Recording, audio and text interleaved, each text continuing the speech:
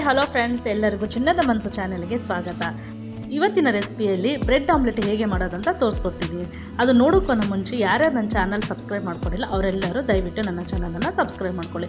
ಈಗ ಮೊದಲಿಗೆ ಒಂದು ಬೌಲ್ ತೊಗೊಂಡು ಬೌಲಿಗೆ ನಾನಿಲ್ಲಿ 2 ಎಗ್ಗನ್ನು ತೊಗೊತಾ ಇದ್ದೀನಿ. 2 ಎಗ್ಗನ್ನು ಹಾಕ್ಕೊಂಡು ನಂತರ ವಿಸ್ಕರಿಂದ ಚೆನ್ನಾಗಿ ಎಗ್ಗನ್ನು ಬೀಟ್ ಮಾಡ್ಕೋಬೇಕು. ಚೆನ್ನಾಗಿ ನೊರೆ ಬರೋವರೆಗೂ ಚೆನ್ನಾಗಿ ಮಿಕ್ಸ್ ಮಾಡ್ಕೋಬೇಕು. ನೋಡಿ, ಈ ಥರ ನೊರೆ ಬಂದ್ರೇ ಬ್ರೆಡ್ ಆಮ್ಲೆಟು ತುಂಬ ಚೆನ್ನಾಗಿರುತ್ತೆ.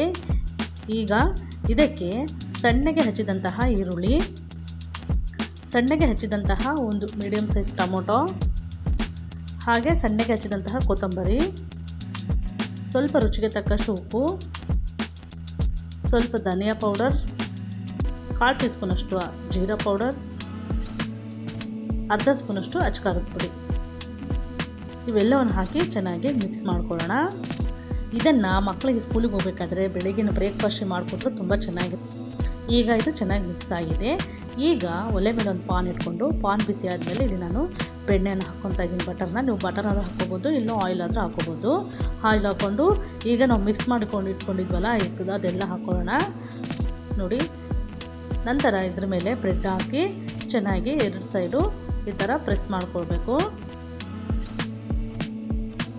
ಈಗ ಇದನ್ನು ಟರ್ನ್ ಮಾಡ್ಕೊಳ್ಳೋಣ. ಫ್ರೆಂಡ್ಸ್, ನೀವಿಲ್ಲಿ ಅಚ್ಕಾರದ ಪೌಡ್ರ್ ಬದಲು ಸಣ್ಣಗೆ ಹಚ್ಚಿದಂತಹ ಚಿಲ್ಲಿಗಳು ಹಾಕ್ಕೋಬೋದು. ಈಗ ಇದನ್ನು ಟರ್ನ್ ಮಾಡಿದ್ಮೇಲೆ ಮೀಡಿಯಮ್ ಫ್ಲೇಮಲ್ಲಿ 1 ನಿಮಿಷಗಳ ಕಾಲ ಚೆನ್ನಾಗಿ ಬೇಯಿಸ್ಕೋಬೇಕು. ಈಗ 2 ಸೈಡು ಚೆನ್ನಾಗಿ ಬೆಂದ ಮೇಲೆ 4 ಸೈಡೂ ಈ ಥರ ಕ್ಲೋಸ್ ಮಾಡ್ಕೋಬೇಕು.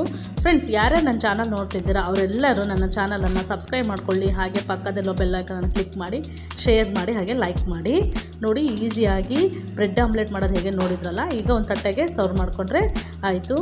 ಕ್ವಿಕ್ಕಾಗಿ ಬೆಳಗಿನ ಬ್ರೇಕ್ಫಾಸ್ಟ್ನ ಬ್ರೆಡ್ ಆಮ್ಲೆಟ್ ಆಗಿ ಹೇಗೆ ಮಾಡೋದಂತ ತೋರಿಸಿದ್ದೀನಿ.